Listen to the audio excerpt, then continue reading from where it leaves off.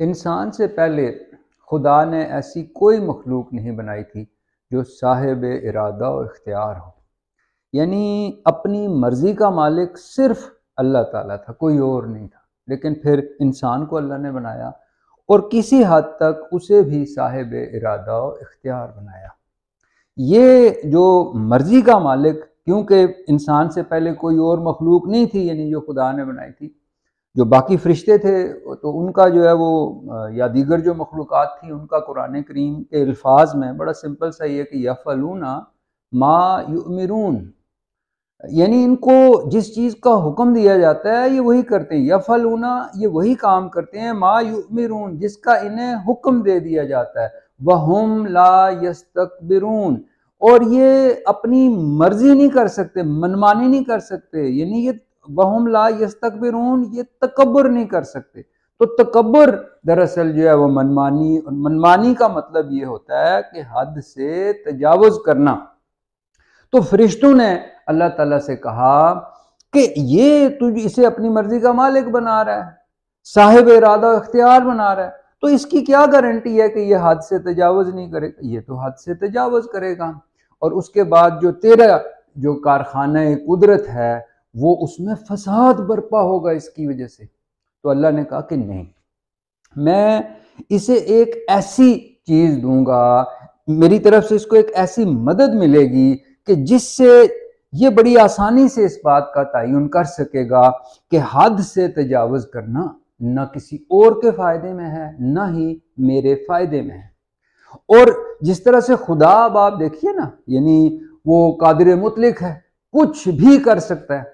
लेकिन कुरान करीम के बकौल अल्लाह ताला कुछ भी कर तो सकता है, लेकिन उसने अपनी मर्जी से अपने आप को एक कायदे और कानून का पाबंद बनाया हुआ है। और कई मरतबा मैं ये आपको सुना चुका हूँ आयत के ला तब्दीलू लिकलिमातिल्लाह, कि अल्लाह का कानून किसी के लिए भी तब्दील नहीं होता, कि क्योंकि अल्लाह ने इसको, इसकी पाबंदी करना अपनी रजा और रगबत से अपने ऊपर लाजिम करार दिया हुआ है। तो और ये अल्लाह का वादा है और अल्लाह कभी अपने वादे के खिलाफ नहीं करता। तो ऐसे ही अब वो क्या इंसान को वो चीज नेमत दी अल्लाह ने ये सब करने के लिए? अक्ल। तो इसीलिए फिर कुरान करीम के बकौल सबसे जो पसंदीदा अल्लाह ताला की जो मखलूक है वो लोग हैं जो अक्ल से काम लेते हैं।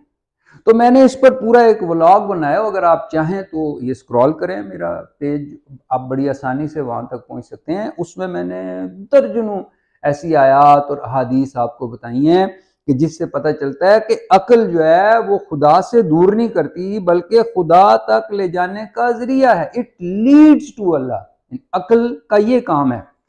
अच्छा, अब क्या जी कि तो मैं आपको इस वक्त दो सिर्फ आयात सुनाता हूँ सूरह अनफाल की 22 नंबर 55 नंबर। लेकिन इससे पहले मैं एक बार पहले भी आपको बता चुका हूँ, आप अपने जहन में ये फार्मूला रखें कि अगर अलिफ, ये सिंपल सा फार्मूला रियाजी का, अगर अलिफ बे के बराबर हो और अलिफ ते के भी बराबर हो तो फिर बे और ते भी बराबर होंगे। अगर हनीफ मोहम्मद और सादक मोहम्मद भाई हैं और हनीफ मोहम्मद और मुश्ताक मोहम्मद भी भाई हैं तो फिर हमें ये कहने की जरूरत नहीं है, ये तयशुदा बात है कि मुश्ताक मोहम्मद और सादिक मोहम्मद भी भाई होंगे। तो अब एक आयत देखिए कि बेशक अल्लाह की मखलूकात में बदतरीन मखलूक वो लोग हैं जो ईमान नहीं लाते। यानी अल्लाह की मखलूकात में बदतरीन मखलूक अलिफ बराबर है बे, जो ईमान नहीं लाते। और फिर दूसरी आयत देखिए कि बेशक अल्लाह ताला की मखलूकात में बदतरीन मखलूक वो लोग हैं जो अक्ल से काम नहीं लेते।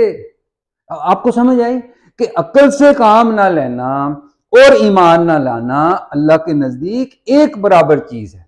अच्छा, फिर मैं आपको एक और गुजारिश करूं, क्योंकि इंसान को दीगर जो मखलूकात ने उससे इम्तियाज ही अक्ल की वजह से अल्लाह ने दिया, ठीक।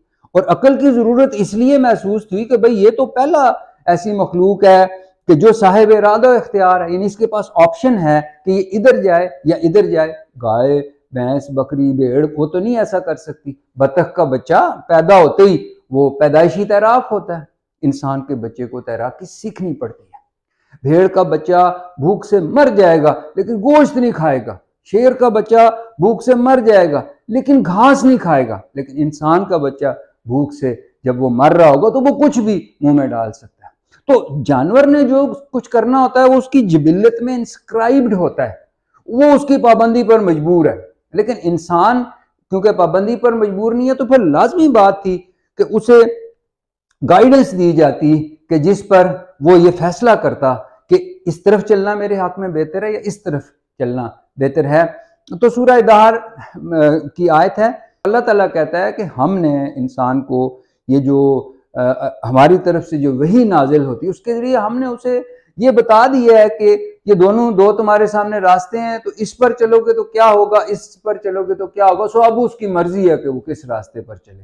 तो जाहिर है कि ये फिर सोचकर ही वो ये तय करेगा ना कि किस रास्ते पर चले।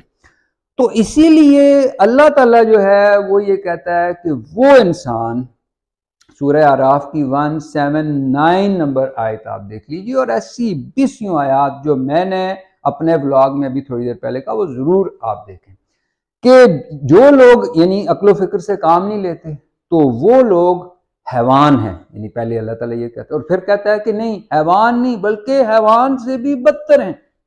हैवान से बदतर इसलिए हैं कि हैवान के पास तो अक्ल है ही नहीं, इनके पास है, ये फिर भी उससे काम नहीं लेते सोचने समझने का। तो ये लोग जो है वो अल्लाह ताला कहता है कि ये जहन्नुमी लोग हैं, इस पर आप गौर कीजिए। ठीक, अच्छा, सूरह सबा की 46 नंबर आयत, ऐ मोहम्मद इनसे कहो कि मैं तुम्हें कोई लंबा चौड़ा आवाज नहीं करना चाहता, सिर्फ एक बात की नसीहत करना चाहता हूँ, वो एक बात सुन लो। अच्छा, तुम सब, तुम्हारे पास टाइम नहीं है, इकट्ठे मेरी बात नहीं सुन सकते, तो एक एक दो करके खड़े जो मेरी बात सुन लो। वो एक बात क्या है? ये नहीं कि नमाज पढ़ो, ये नहीं है कि रोजा रखो, ये नहीं है कि कलमा पढ़ो, क्या है? सुम्मा ततफक्करू, यानी अक्लो फिक्र से काम लिया करो। तो जब इंसान, अल्लाह ताला ने इंसान को बनाया और उसे अक्ल दी, तो इंसान को यह देखना था कि ये जो अल्लाह ताला ने साहिब इरादा इख्तियार, पहले वो खुद था किसी हद तक, अब उसने मुझे भी बना दिया, तो अल्लाह ताला कैसे ये इख्तियार इस्तेमाल करता है कायनात में, उससे देख के इंसान को जो है वो अपना लाए अमल मुरतब करना था। और वो कैसे? अब कुरान खुद कहता है कि भाई मैंने कायनात को तुम्हारे लिए तस्खीर कर दी है ताकि तुम इससे फायदा उठा सको। अच्छा, कैसे तस्खीर किया? यानी इस कायनात को मैंने क़वाइद व ज़वाबित का पाबंद बना दिया, लॉज ऑफ नेचर। तो वो कैसे पाबंद बनाया?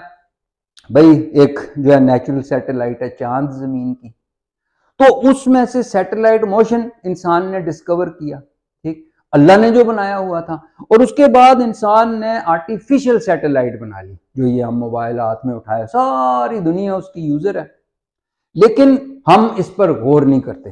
तो इसी तरह से अल्लाह ताला जो कुछ अल्लाह ताला ने जिस तरह से कायनात के निज़ाम को चला रहा है, इंसान ने उन क़वाइद व ज़वाबित को डिस्कवर करना है और उस पर अमल करना है। अच्छा, अब ये क़वाइद व ज़वाबित जो हैं ये सब के लिए एक जैसे होते हैं। भाई ऐसा नहीं हो सकता कि आप जो है वो हाइड्रोजन के दो और ऑक्सीजन का एक मॉलिक्यूल मिलाएं तो पानी ना बने, चाहे आप यहूदी ही क्यों ना हो। और ये नहीं हो सकता कि आप जहर पिए तो आपकी सेहत को नुकसान ना हो, चाहे आप मुसलमान भी हैं। तो सीधी सी बात है कि भाई जितनी ज्यादा आप अक्ल इस्तेमाल करेंगे और जो कायनात के अंदर जो अल्लाह ताला ने क़वाइद व ज़वाबित बना रखे उनका इल्म हासिल करेंगे। वो इल्म क्या है? भाई वो इल्म जो है वो अब एक इंसान है, मैं इस पर किसी और वक्त तफसील से बात करूंगा कि इंसान जो है वो उसके एक सेल जो होता है ये बायोकेमिकल बैटरी होती है जो 1.4 वोल्ट्स ऑफ इलेक्ट्रिसिटी जनरेट करती है। तो इंसान के अंदर, इंसानी बॉडी के अंदर बायोलॉजी काम कर रही है, इंसानी बॉडी के अंदर केमिस्ट्री काम कर रही है, इंसानी बॉडी के अंदर फिजिक्स काम कर रही है। तो हमने करना ये है कि भाई जो टेक्नोलॉजी है उसमें साइंस और टेक्नोलॉजी में आगे बढ़ने की कोशिश करनी है। मैं एक मरतबा फिर बताऊं कि मुसलमानों के ज़वाल की वजह यह नहीं है कि वो नमाजें कम पढ़ते हैं या रोजे कम रखते हैं। मुसलमानों के ज़वाल की असल वजह यह है कि वो साइंस और टेक्नोलॉजी में पीछे हैं। और जिस वक्त मुसलमान साइंस और टेक्नोलॉजी में आगे थे तो वो उस वक्त सुपर पावर थे। इब्ने सीना का नाम तो आपने सुना होगा, राजी का नाम तो आपने सुना होगा, ख्वारिज़मी का नाम तो आपने सुना होगा। जाबिर बिन हयान का नाम तो आपने सुना होगा। यानी हैरत की बात यह है कि ये जो एल्गोरिदम्स जिसके ऊपर आर्टिफिशियल इंटेलिजेंस का सारा निज़ाम बेस करता है, ये जो है वो सबसे पहले ख्वारिज़मी ने इन्हें डिस्कवर किया।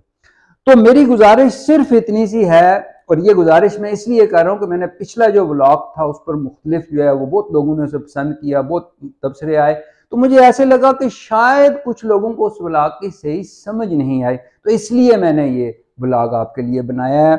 जब तक हम साइंस और टेक्नोलॉजी, इल्म और अदब में आगे नहीं होंगे, हमारे मसाइल किसी तौर पर भी हल नहीं हो सकते।